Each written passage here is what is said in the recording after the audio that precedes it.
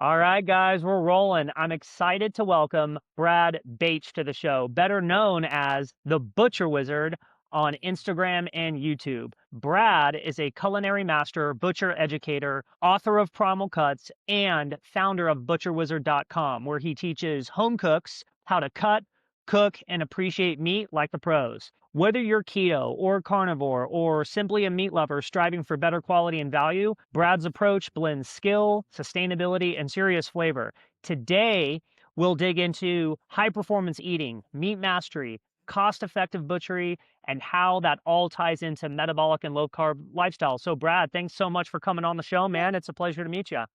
Yeah, thank you so much for having me on. This is awesome.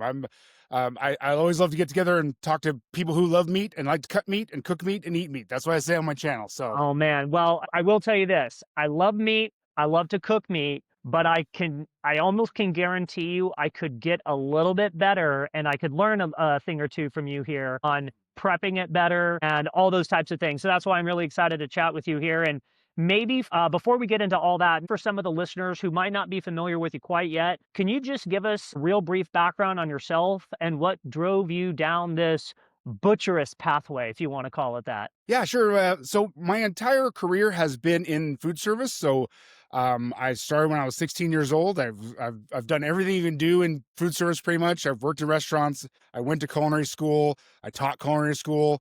I've worked in butcher shops and grocery stores. Everything you possibly do, I've done it. The best thing I ever did was teach culinary school. That was the best job I ever had. And after I was a stay-at-home dad for a little bit, while I was a stay-at-home dad, I said, like, let's try to do that teaching thing again, but I'll try to do it on YouTube. And I just threw some videos up there on YouTube, and my 8th video ever just went crazy. It got so much great response. People really liked it. And that's kind of the rest is history. I've done all kinds of cuts. That first video actually showed people how to buy a whole ribeye from Costco and cut it yourself and show how much money it saved. And it was like, it did so well. And then that's been my whole, now that's my whole business is teaching people how to do the simple things they can do in their own home. So That's so awesome. And like I said, I'm excited to learn a thing or two from you here. And for the listeners who don't know, you've got like, I think it's like 306,000 subscribers on YouTube. So you've got really good content on YouTube. So I suggest we'll put all the links in the show notes below so people can go and check you out. But I highly suggest they go and check out your videos on YouTube because you have so much informational content there, which I appreciate. So jumping into the meat stuff right out of the gate, for someone who, maybe they're carnivore, maybe they're low carb, maybe they're just like someone who's trying to find the best quality of meat, whatever the case is, like what would you say is the single most underutilized cut of meat that can deliver the biggest value? yeah, so my favorite primal cut is the chuck. So that's the front shoulder of the cow. Yeah. And it is where you'll find a ton of value because everybody knows about ribeyes and strips and tenderloins, those kind of steak cuts, but they're so expensive that they're almost out of reach for that daily kind of, I always want to have meat on a regular basis or beef on a regular basis. So the chuck is really good because it has in it some butcher secret cuts that aren't always readily available, but you can learn how to cut them yourself. But you can also find them at the grocery store every now and again. And they're so much cheaper. So we're talking like the chuck eye, which is one of my favorites. I'm gonna say they're all my favorite on this, but the chuck eye is great because it's like a ribeye, but it's priced because it's in the chuck. It's priced like a piece, like a chuck roast, but it actually is a ribeye. Mm. There's like the Denver steak is also, I'd say it kind of eats like a New York strip, and it's a really good cut as well. That's in the chuck that is cheaper. Flat irons, terrace majors. I mean, there's so many great steak cuts that are coming out of the chuck that that provide so much value and a lot of flavor. So here's one of the issues that I run into. So I'm obviously like a huge meat eater, but I typically will gravitate towards something that's simple, effective, and efficient. So when I'm thinking of chuck, what I usually do is I'll just get like a chuck roast, big chunk of meat, throw it in a Dutch oven with some potatoes, carrots, maybe some bone broth or whatever, cook it for 3 hours in the oven, and then that's how I prepare it. And then obviously, you can shred it up or whatever and make like meat stew basically, or you can throw it in the crock pot. How do you typically go about like the larger cuts of meat? how do you typically go about that from like a cooking perspective? Like, are you a big fan of like the crock pots and the Dutch ovens, or do you like to usually get those big cuts, slice them up, make individual steaks, throw them on the grill, like, or maybe a little bit of both? I don't know. Yeah, I think it's really a little bit of both.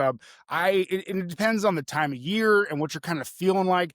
The True. great thing about beef is that it provides so much differences. The way you can cook things, the flavors, the textures. Like you said, we can throw some on the grill, but we can also slow braise and get it shreddable and where it makes its own sauce. And it just depends on kind of what you're feeling, but you can do it all. I think the important part is understanding which cuts you can go ahead and braise and which cuts are better for like dry heat cooking, so grilling or sauteing or things like that. Hmm. And then knowing what kind of sits in the middle where you can do both. Interesting. What do you typically find like what would you say are like the biggest mistakes people make, whether it's sourcing the meat, whether it's preparing it, whether it's slicing, cutting, like what and it maybe there could be a mistake made with all of those elements. But I'm curious to see what you typically find, especially with your YouTube following and people leaving comments. Like, what is typically like the most common mistake you find with people either sourcing, preparing, slicing, cooking, whatever the case is? Yeah, I think for as far as sourcing goes and buying cuts of meat, I think people get kind of in ruts. So like, I know what to do with ground beef, and I know what to do with a steak, and like all these cuts in the middle are for a lot of people are just things they stay away from. And I think when you're sourcing or you're buying different cuts of meat, um, a lot of the value is in those cuts that you may not automatically go to. So, Interesting. um, buying a chuck roast, like you're saying, or like I know in my local Costco, I've noticed they started carrying flat iron steaks. Those are great steaks, and you can see right now in the grocery store because of the prices going up that they're kind of like going down a level, so you may not see as many cuts of like ribeye and packages of ribeyes and strips and things like that, and you're getting more of those value cuts, those Mm, budget cuts. So I think for most people, I think that getting a little bit of knowledge and trying to prepare something you may not be used to, but you're going to get really surprised by some of these great cuts that are available at different stores. As far as cooking goes, I think people just need to it's kind of similar, just get out of a rut and try something different. Try a different recipe, try a different cut of meat, yeah, something you never cooked before. But again, keeping with those high quality ingredients, that high quality meat to start out with, will make it so that that dish really sings and really is something you really want to prepare and make again. sure. Here's a question for you, because this is one of the problems I run into. Because obviously, again, I'm a big meat eater. We're cooking steaks throughout the week, usually Friday, Saturday nights, and with my kids specifically. And it depends on the cut of meat. Like if it's like a flat iron steak or like a flap steak or something, or maybe even carne asada, sometimes it comes out for them a little too chewy, rough, maybe. Like I can deal with it. Do you have any advice for taking like a cut of meat that is historically like chewy or hard to take down? Maybe from a tenderizing standpoint. I don't know if it's like salt or putting salt on it the night before. I've had Maria Emmerich on here and she said if you put salt on a steak the night before and you leave it in the fridge overnight, you take it out, you cook it, like it'll tender it up. I'm curious to get your two cents on that in regards to buying a piece of meat that is historically rather hard to chew, but preparing it in a way it comes out super tender. Yeah, I think it takes about meat or talk about meat selection, because I think that's where you're gonna get the most bang for your buck when it Got it. comes to tenderness. There's a rule of thumb that the most tender cuts of meat or tender cuts of beef come furthest away from the hoof and the horn. Hmm. So if you can picture a cow, you want those cuts that are kind of in the middle.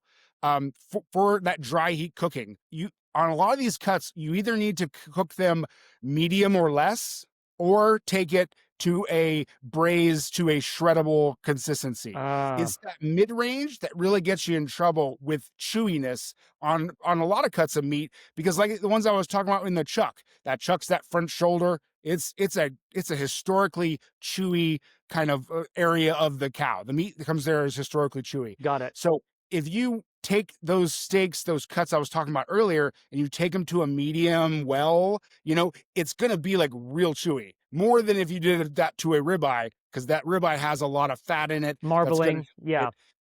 tenderize it and help it the mouth feel a little bit be a little bit better. So my big thing is you either need to cook it medium or less, or way over to where it's shreddable and tender.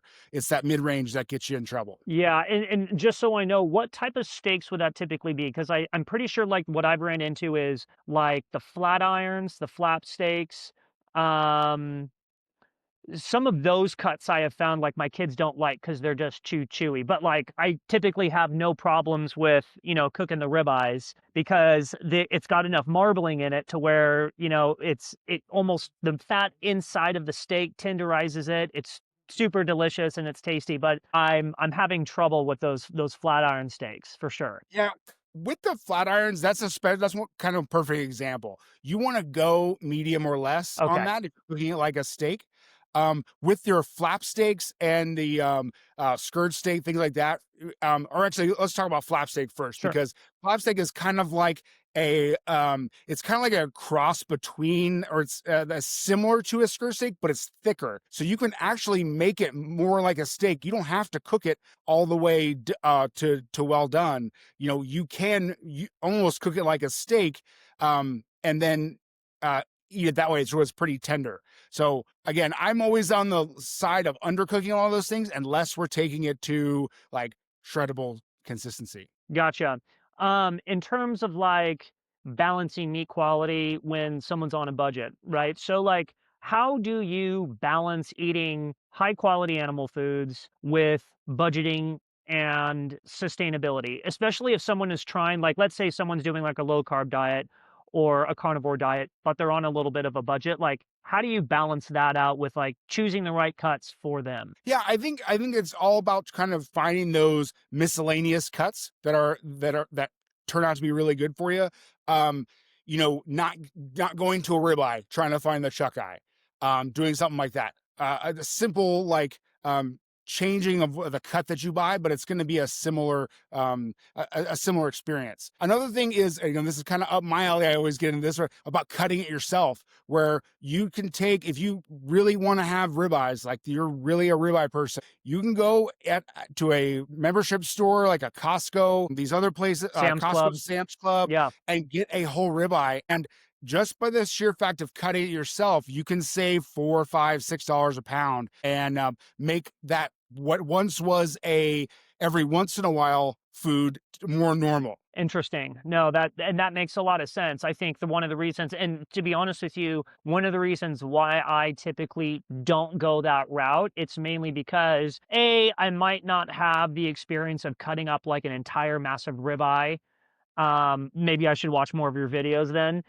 I, I also too like it's what do you say in a situation like this where someone's like, you know what, like screw it, I'm just going to buy the individual ribeyes, even though I might be spending a little bit more money instead of buying the big thing and putting in all the work and doing it myself. Like, what do you say to a situation like that? It's just like, nah, well, do whatever you want to do, I guess. But I'm curious to get your thoughts on that. No, there are, for people who want to buy a whole or just pre-cut ribeyes. Yeah, I think the key for that person, or any kind of steak, is to just to look at it when you're buying it and make sure you're getting the best quality, that you are the best cut that you are paying for. There's one instance where I know this is going to get a little inside baseball here, but like sure. when you cut it, when you do or there's a whole New York strip loin, it's a strip loin, and as you cut down the strip loin, there is a portion of top sirloin, which is the neighbor. The sirloin is the neighbor to the top loin, and there's a little piece of top sirloin that crosses over into the strip. So you'll see this little circle, yeah, and in these New York strips, you'll see a little circle of, it looks like it's going to be New York strip, but that's actually top sirloin. So you're paying New York strip price for a top sirloin piece in the middle of it. And Mm, depending on where it is in that cut, it could be 10, 20% of the actual cut, and you're not getting everything that you're paying for. When you're talking about ribeyes, got it. everybody loves that ribeye cap. that's that The fat cat? best bite on the whole cow, right? Is that ribeye cow. Well, if you're buying a cut ribeye already, you can make sure that the cut that you buy has a nice big ribeye cap. So there are some benefits to buying pre-cut steaks. So it just basically just either way, I think there's some education and some realizing that, hey, don't just take what the grocery store gives you. Yeah. You can look around, look at all the different cuts. You can cut it yourself. There's so many options you can do, and I think that's why I'm what I do is to make sure that people understand there's more than one way to get you a steak. Oh, and that's awesome. Let's talk about like ideal preparations for like the standard steaks, like New York strips, um, ribeyes, fillets. Like when you're seasoning a steak and you're getting ready for it to grill, like what does the process look like? Does it start the night before? Like how do you like take the steak out, prepare it, salt, pepper, whatever you do? Like how can you prepare a steak to get the most bang for the buck in terms of the flavor? Yeah. So I dug my heels into this salting the night before. Hmm. Cause I come from, restaurant background. They don't salt the steaks the night before. They salt them right as you order them and put them on the grill. And then, so I was a big, like, this can't be that good. And I actually did an experiment on my channel where I tested it and did it. And it really does make a difference if you salt that steak the night before Interesting. and let it, or a couple hours before, but in refrigeration, and let it kind of do its thing. So what happens is it brings the water to the surface water to the surface and then dries it out. So that top surface is now super dry and lets you get a really good solid crust, because water is our enemy when we're cooking these steaks. So that takes that, I don't know if it's a 16th of an inch or whatever. It makes it really, really dry, so you can get that nice sear. So that's what I've now become a convert to salting the night before, and I love to cook it in cast iron. I think a saute, like a seared steak in cast iron, Versus the grill? yeah, it's I've done them both. I do it both ways, but Mhm. if I'm like, what's the maximum amount of flavor I can get? It is with that cast iron. You either use a little bit of neutral oil, or if you want to up the flavor, you can use beef tallow. I always got some beef tallow around. So and then sear it on each side. Put it in the oven, cook it to your desired doneness, and then you're kind of like, how do I want to? I'm sorry, I forgot to. You want to put some pepper on it too if you want. Mhm. Before we actually sear it, and then once it's cooked, then we can kind of decide what we want to flavor with now. Do you want to put more spoon over the beef tallow? You want to add some herbs, some garlic? You just want it like it is? It's going to be perfect just like it is. You know, just kind of, those are kind of my quick tips on how to get a great steak. Got it. So, salt the night before, cook it in cast iron. It's probably gonna Yeah, come out amazing. I'm getting hungry literally just thinking about this. Just, like, I basting know, that right? steak in a cast iron skillet, basting it with butter. Yeah. Yeah, And that sounds that's good. you lose a little bit with the grill, because everything, it doesn't cook in its own fat in the grill on the Good grill. point, So yeah. you get a whole different experience. You get a deep char, and that has its own flavor, adds its own flavor to that. So again, I don't think you can go wrong. Get a nice cut, get a nice steak, and I think you take care of it, and you'll be happy you did. No, that's awesome advice, actually. Here's a question for you, because I know that this is a big one in, like, the low carb, animal-based eating space, carnivore space, grass-fed versus non-grass-fed. Now, I'm just gonna give my thoughts on this, and I'll let you go in terms of, what you think is best. I went through, a phase, like, early on in my, like, low-carb carnivore diet journey where it's like, it had to be, like, organic, grass-fed, pasture-raised, and to be honest with you, like, I was ordering we would order a lot of our meat from ButcherBox. I'm sure you're familiar with ButcherBox and all those types of things, and, like, the one thing I didn't like about ButcherBox, though, not to, like, completely shit on that company, but, like, I always felt like the steaks were small. The steaks were small, and that grass-fed flavor is not really that great. Like, I would almost rather have something maybe, grass-fed and then but not necessarily grass-finished, if that makes sense, and that's why, like, I still keep coming back to Costco, man. Like, Costco just has really damn good steaks and cuts of meat, and they're not grass-fed. What are your thoughts on the grass-fed versus non-grass-fed debate in terms of flavor, what you think is best, all that? Yeah, with as far as grass fed and traditional conventionally raised beef, the if, the grain fed beef is going to have more fat on it. It's going to be bigger. So you'll notice that if you do get a grass fed steak, like you're saying, it's physically smaller. The Yeah, cows are physically smaller. So that, and the fat distribution is different. The taste of the fat is different, and the taste of the meat is different. I think for me, I've always been, that grain fed beef person. I would say that if you want to go grass fed, if you want to do that, that is completely up to that individual person. But it will be different. It will taste different. Um, all the characteristics will be different. Um, but like all cows are grass fed for most of their lives. The yeah. grain fed ones are just fed at the end. So it's just to kind of bring them up to weight. So it's to have them all the way grass finished. I don't know if that's a step that you need to pay for and do, in my personal opinion, because Got it's it. also more expensive, obviously. Yeah, let's talk about like meat prep and why it matters. So, like, why do you believe skill and meat preparation matters for not just cooking, but also convenience? Maybe you get like a bigger bang for the buck. Like, why is that a thing? Yeah, because like you if you learn a little bit about particularly where the meat comes from, where that individual cut comes from, Hmm. it'll teach you how to cook it. And you'll kind of know, like, I know this comes from the round, so it's going to be leaner, but it's going to be chewier or tougher. I know that if it comes from the short loin in the middle of the cow, it's going to be more tender. But so you can kind of teach yourself, like, and know like where these thick cuts actually come from and how to prepare them.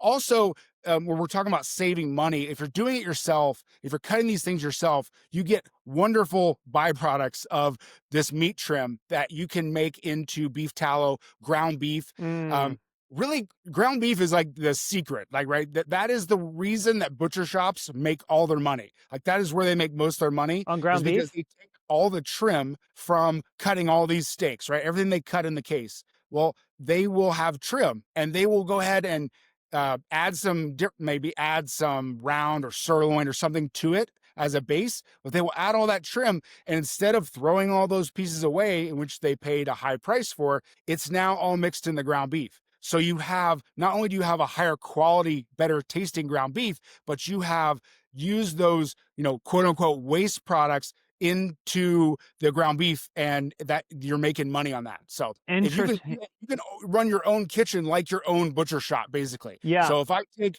a whole, let's say break down a whole ribeye, I'm going to have a little bit of fat trim and a little bit of lean trim. I save that.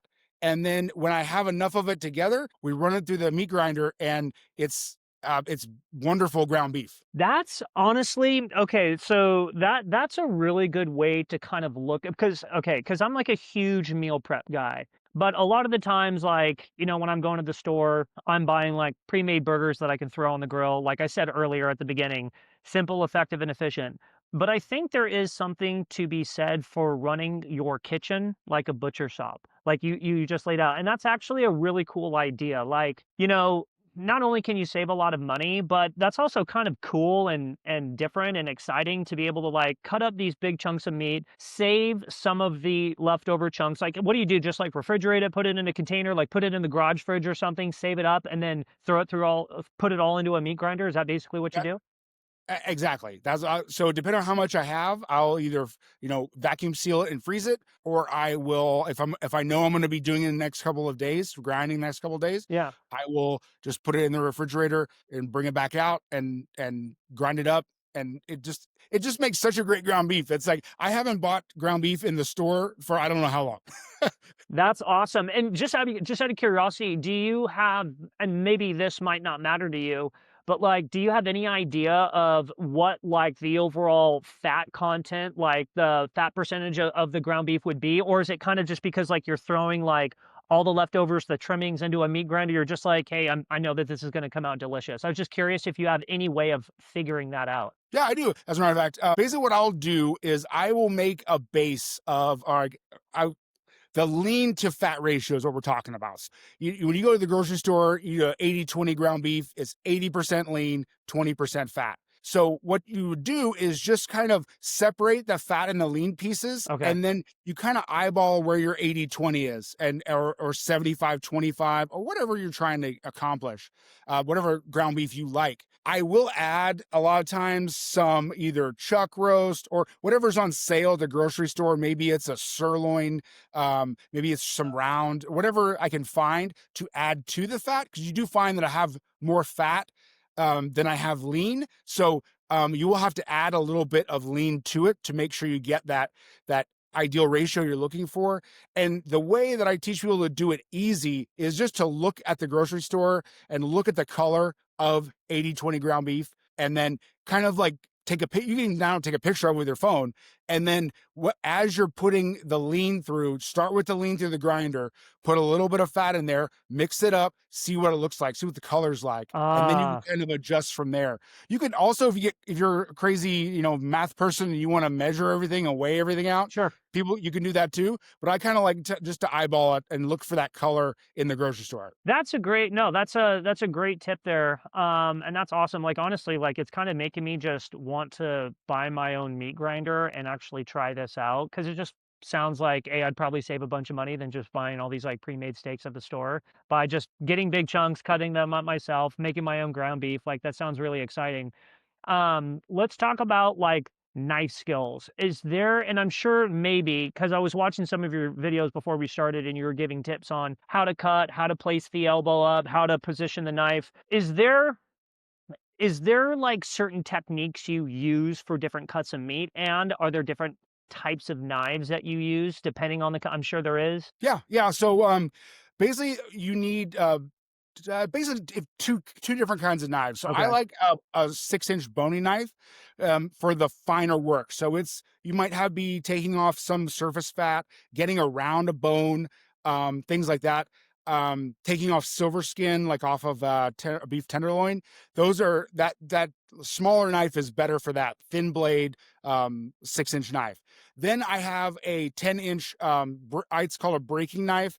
It has that little curved tip at the end Yeah, so that you can get that when you're cutting that big ribeye or that big strip, and you can cut it all in one sweep so that you don't have saw marks, because the more that you go back and forth is the more that you're going to have that sawing look to your steak. got It's it. not going to hurt it. It just kind of looks a little weird. And I think coming from that butcher shop or grocery stores and that, where you have to like make sure it looks good or no one's going to buy it, you just kind of get that stuck in your head. Sure. If you have an 8-inch chef's knife, something like that, you can also use that.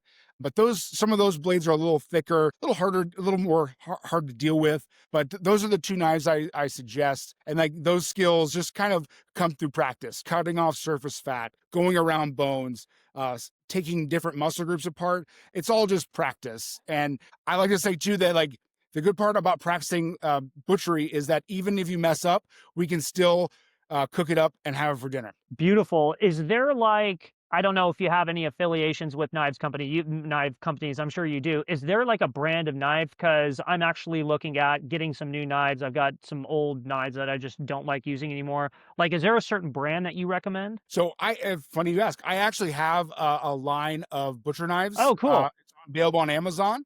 Um, it's just under Butcher Wizard, and it's knives that I designed, and they're really affordable. I wanted to make them affordable to like I it th- they're stainless steel knives. You can like beat these things up; they will last forever. They're easy to take care of, and that's what the way I designed it was so that you could because you're not going to use it every day, so it's not like a chef's knife. You can have if you cook a lot, you might have a nice Japanese chef's knife or something Yeah. and use it all the time. These knives that you're using just for the butchery stuff, you may not use all the time, but you just want a good sturdy knife, and that's what these are. Very cool. Well, we can maybe bring that up again at the end, and I'll put that link in the show notes, and I'm probably going to go check that out. So that's really good to know. So piece of advice here. If you could give one piece of advice to someone transitioning to animal-based, keto, carnivore, whatever it is, whether it's flavor, quality, cost, price, like what would it be? I have to say it's experimenting with cutting the things yourself because it's not that hard to do. Hmm. Um, Basically, when we're talking about cutting a whole ribeye or a whole strip, you are taking a knife and cutting it into sections. You're just cutting it into sections. It's that easy. There's a little trim after that, but it's not that difficult. And you can get into some other more complicated projects, but a lot of them just come into taking off surface fat, cutting them into steaks, and taking care of them with using a vacuum sealer or some way you can. Because that's the other thing is when you do these big cuts, how do I keep a whole? How do I keep them fresh? Because you're not going to eat obviously 15 ribeyes in one day. Yeah. So taking care of it, I think people just need to experiment because it's just a great way to save money. It's a great way to get a better quality product because you know exactly when it was cut. And that's I have to say that's my biggest tip for anyone who, especially if you're doing a meat based diet Mhm. where you know you're going to be eating a lot of beef. You can do that, and you can do the same thing. All these things I'm talking about, you can also do with pork. You can do with chicken. You can do with all these other things. It's still just learning where the muscle groups are, how to break it down, and practice. Yeah, that's interesting too, because funny, I know we're just chatting a lot about beef and standard steaks and stuff, but yeah, like, what are your thoughts on? Do you do this? Do you could do the same approach with all cuts of meat, like buy chicken, or I guess you you don't. I don't think you necessarily buy chicken in bulk, but like same. Do you would take the same approach with like going to Costco and buying like huge pork butts or ribs or whatever? Do you kind of take the same approach as you would with buying like a huge chunk of beef? Yeah, you can do the exact same thing. You go to Costco and they have whole pork loins. And Yeah. if you like pork chops, boom, you can get 18, or depending on how thick you want them, you can get 15 to 18 pork chops easy out of those pork loins. And they're super cheap. And again, with pork butts, you can buy pork bellies, just all kinds of different things. You can do the same thing with other animals. Yeah. and I know there's a Costco business center. I don't know if you've ever been to one, but there's one not very close to me, but like they have whole lambs and things like that. So you can even get crazy if you want to break down a whole animal. But I don't know. That would require a lot of a lot more skill. But Yeah. I mean, there's a lot of different ways you can buy meat and cut it yourself and save money. That's awesome, and that makes a lot of sense. I was curious, like, what's your standard go-to? Like, if you're like, "Man, like, if I could have, like, one meal I'm preparing myself," like, just out of curiosity, what would it be? Would it just be like a standard ribeye in a cast iron skillet or something else? See, yeah, I really, I know I talk a lot about these budget cuts, but I really like them. As far as the flat iron steak and the Denver steak are two of my favorite cuts. If I could have anything, those would be some of the ones I would like to have. They have what they have going for it is they're tender, but they come from a part of the animal, the chuck, that gets a lot of work. Mhm. So the more work that muscle gets, the more flavor it gets. So Interesting, I did not know that. yeah, so if you can find these special cuts that are tender because of the anatomy and they're in a place that gets a lot of work, you kind of get the best of both worlds and they really come together for something special. That's cool. So, basically, going back to what you're saying, anything that comes in or around the chuck area, shoulder area, that's gonna probably be one of the more tender cuts of meat then. No, it'll be tougher. So Oh, the got it. things in the chuck will be tougher, but the flavor will be more pronounced. So Got it. basically, with tenderness and flavor, they're kind of opposite each other. So the more tender, the less flavor. The more flavor, the less tender. So you think about like a short rib or a brisket. Those are around where the animal or where the cow breathes. So there's all kinds of work done. That's why they're so tough. But if you can get around that toughness through slow cooking and all the other things, they are so flavorful. And then compare that to like a beef tenderloin, which is very tender, but may not be very flavorful. Is there a cut of meat that's like the best of both worlds? That's kind of what I was talking about with some of these The chuck cuts, some of these Yeah. chuck things. Tri-tips is kind of the other end of the cow. It's between the sirloin and the round. That's another one of these cuts that straddles the line of high flavor and still tender. So again, there's just these little cuts that you'll find that are the anomalies. And I think, I like to say, like when we go to the butcher counter, you want to find the special pieces. You want to let those other non-flavorful cuts for everybody else. That's good to know. That's really, really good to know. I appreciate that insight. I've got some rapid fire questions here for you, Brad. Awesome. What's the most underrated cut of meat people should be eating for health and value? I would say a flat iron steak. Flat iron steak, straight up. That's it. That's it. Perfect. Love That's the it. one. What's one thing 99% of people do wrong when cooking meat? They overcook it. You if You can you elaborate on these answers, by the way. They oh don't, yeah, okay, you okay. don't have to be like, these are rapid fire questions, but they don't have to be rapid fire answers. So I want you Okay. to elaborate. Okay, no problem. I was ready for some just rapid fire answers. No, so they overcook. That's the hardest. That's the thing that is toughest. No pun intended. But it'll make that meat so tough if you just overcook it, medium well and well done. I know people love those kind of steaks, but if you start cooking some of these budget cuts to medium well done, they're going to be super chewy and almost inedible. So, okay, and this kind of goes back to what I think we were saying earlier, the issue with my kids. So if I'm getting some of these tougher meats, if I'm in the problem is, maybe you can give me some advice on this. The problem that I have with my kids and my wife is they typically like their steak well done. They don't like to see a lot of red in. I'm not that way. I like my steak slightly undercooked. What is your advice then for maybe tackling a situation with that, where you got kids eating meat, they don't want to eat raw or raw looking meat. Same thing with my wife, doesn't want to, she wants to cook, she wants to eat a little bit more of a well done steak, but she doesn't want to have it be like so chewy that it's like unedible. How would I tackle that situation? Yeah, I don't know if you've ever sous vide anything. That's a great way to get steaks to a proper temperature without degrading so much of the protein structure. So like when you're talking about that's the best way to get a well done steak that's still juicy is because it Mhm. cooks in the bag. It slowly comes up to temperature. It stays there for a long period of time. It'll actually break down some of the proteins and make it more tender, even though it's well done. So I think if you're into sous vide cooking, that's probably a great way to do that. I always just encourage everyone to kind of like keep like start trying to come back a little bit on the temperature and like start well done. If you're a well done person, start well done. Have it just a little bit less, cooked a little bit less each time, and see if you can get yourself to enjoy more of the lesser cooked meat. Yeah. And again, it's a process, I know, but you're gonna and there are some gradients here, so we can go medium well and still get a pretty good product or pretty good chew to it. So I say either sous vide or start coming back on it.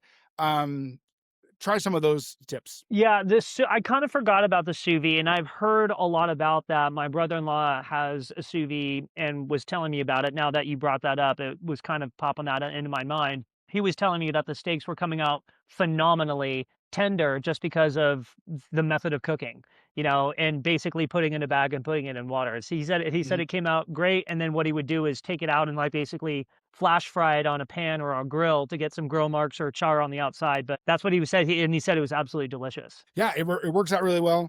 And another tip: a little bit of butter never hurt anybody. And it always makes everything taste a little better. So even if you got a well done steak that's a little dry, throw some butter on there, and Great tip. Great tip.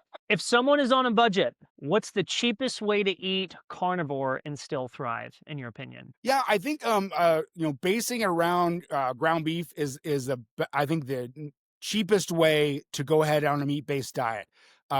Whether you are grinding it yourself, which is going to be the cheapest way to do it, or getting a quality ground beef. Now, when I say quality, I don't, we already kind of had that grass fed discussion. Mhm. It doesn't necessarily need to be grass fed, but I would like to see that the place I'm buying that beef is actually grinding it there. It's you get to some places or grocery stores are doing less and less in the actual store, and they're just kind of shipping it with in those cellophane containers. So it's always nicer if you can actually see the person through the window grinding the beef. Yeah, I agree 100%. What's one meat myth that drives you insane? Oh man. Okay, here's one. I got one. Now, people leaving your steak on the counter to come up to room temperature. I did Ah, a video about 6 meat myths, and that was one that was not true. So you think about how things work out in a steakhouse where they do hundreds and hundreds of steaks a night. sure. They do not take your steak out. They don't keep it out of refrigeration. It's always under refrigeration. They would get shut down very quickly if they took all the steaks and put them up on the counter so they got to room temperature. So um, I don't think it makes that much of a difference. I did a sear test, did cooked both of them and cut open each one. It does not make that much of a difference. So for me, it's salting before. Yeah, keep it in the refrigeration. If you want to pull it out a couple minutes ahead of time, I don't think it does anything. But if it makes you feel better, go ahead. I don't think it makes that much of a difference. So, just to wrap that up, taking your steak out and bringing it up to room temperature doesn't do shit. Yeah, because here's another aspect of it. You see it all over YouTube. You see Yeah, it all over stuff. I actually timed how long it would take to bring a ribeye from temperature in the refrigerator, so 40 degrees, to room temperature, let's say 70 degrees. It took over 4 hours to get it to that temperature. So the fact that every recipe starts with bring your steak up to room temperature yeah. by putting it on the counter for 30 minutes, it does nothing. They're going to have zero, you're going to have very little. It may go up to 45 degrees or 47 degrees in that 30 minutes, maybe. So that's good to know. Yeah, because like to be honest with you, that's one of the reasons why I asked you that question because literally every single recipe you find online, it's take the steak out, like bring it up to room temperature. But that's really good to know that you don't necessarily have to do that. But the key here, I think, is going back to what you're saying, no matter what, salt the steak the night before. That's going to do the trick in terms of tenderizing, making it more flavorful, all those types of things. And if that keeps people from eating a steak, I also don't want you to think like, oh man, I did not put that in the refrigerator yesterday, so I guess I'll do something else today. You can still Yeah. salt right as you pull it out of the refrigerator, salt it, put it in the pan. It's going to be fine. This all is optimization about how do I get like the 100% like most perfect bite, especially if you're on a meat-based diet and you're gonna be doing this every day. I mean, Yeah. you It's don't not need to have sustain it's almost not everything completely sustainable if that's optimized all the time. yeah, no, I totally agree. It's if that's the route you're trying to go and you're on a meat-based diet and you're eating steaks or meat every single day, like it's almost unsustainable to have that outlook. It's like, no, you just got to find the most effective or efficient way that works best for you in your life and then follow those and do the basics, stick to it, but don't overthink or else you're going to kind of fall off the map. Absolutely. Don't Okay. overthink it. Yeah, We're just don't having dinner here, buddy. We're not doing anything crazy. That's a good way to that's a good way to look at it. Last question here. If someone wants to make meat more satisfying, more flavorful, more consistent, what's the number one technique they should implement? Kind of like we talked about earlier, I love to sear everything in a pan, let it cook in its own fat. That is the best way to make sure that that fat stays with that piece of meat and seasons that steak. Salt is your friend. I know that's two things, but salt is always your friend for everything you cook. So don't go light on the salt. Keep those things in mind, and I think you're going to end up with a much better steak experience or meat experience. Yeah, and to be honest with you, one thing I kind of took away from this is I'm a big grill guy. Mainly, I'm a grill guy mainly because I'm not just cooking for myself. I'm cooking for my wife and two kids, and it's just like more surface area. I can just knock everything out at the same time. But it's been a long time since I actually cooked a solo steak for myself and actually used like a pan or a cast iron skillet. But I think I might try going back to that. Or what are your thoughts on like the Blackstones? Because I'm assuming that's kind of like the exact same thing. Maybe it's a little bit different of a service than a cast iron skillet, but a Blackstone would have the surface area where you could cook the same way in a cast iron, but just have more room. What are your thoughts on that? Yes, you can definitely use a Blackstone griddle to sear steaks off. Where you get into a little bit of not trouble, but you get a little thing you gotta think of is if you have a real thick steak, Yeah. those are going to be hard to cook on that flat surface all the way through. But you can definitely do it. You're just going to have to kind of like manage your heat control. I know a lot of people when they use the Blackstone, They only think it has like 2 buttons. It has off and super high. So you're gonna have to kind of, have a section that's high heat, have a section that's kind of medium heat. So you sear it and then move it.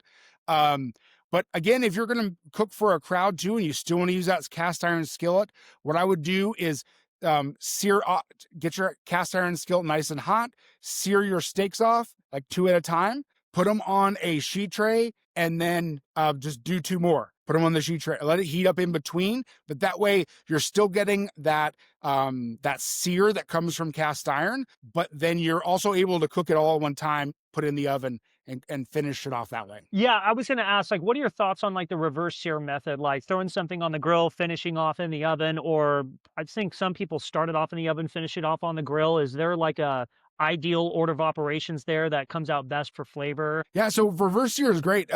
I like to use it when when I have a very thick steak. If you're doing a tomahawk, or Yeah. you're doing some sort of big thick ribeye, or beef tenderloins are kind of thick. Sometimes you can get real tall ones. You know, you can do it in the oven or do it on the grill, or the smoker is great. I like to do it on a smoker that first bit, and bring it up to that temper right below the temperature I'm trying to serve it at, and then sear it off um, to order, so you get that nice crispiness of the sear. But yeah, reverse sear is great, especially if you use that smoke as the first one. It gives it another level of flavor. Oh my gosh, I'm getting hungry, man. I'm gonna have to go eat after this. This was awesome. Before we wrap up here, Brad, anything new coming up for you? Like anything you want to drop to the audience that's new coming down the pipeline for you? Yeah, I have a cookbook coming out called Primal Cuts. It's as we're taping this right now, it's on pre-order, but November 11th, 2025 will be the release date. So very excited about that. It's been a year project. It basically takes each chapter is a different primal cut. So I show you how to break down that primal cut, and then all the recipes for those cuts of meat that you get from each cut. So it's a little bit different than your normal cookbook. It's kind of part like butcher manual and part recipes. So got that, and we're always doing stuff on the YouTube channel, trying to put out new videos every week, and I mean, just keep on keeping on. Yeah, absolutely. And like I said at the beginning, you got a great YouTube channel, The Butcher Wizard. You guys definitely need to go check it out.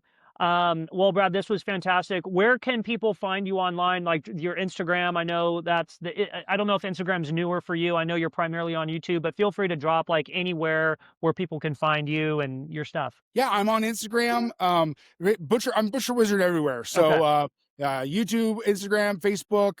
I even throw some stuff on TikTok every now and again. I'm just I know, no dancing, I promise. But you know, just butcherwizard.com is my website. So kind of keep up to date that way on what's going on with all the different things I'm doing. But yeah, so Butcher Wizard everywhere.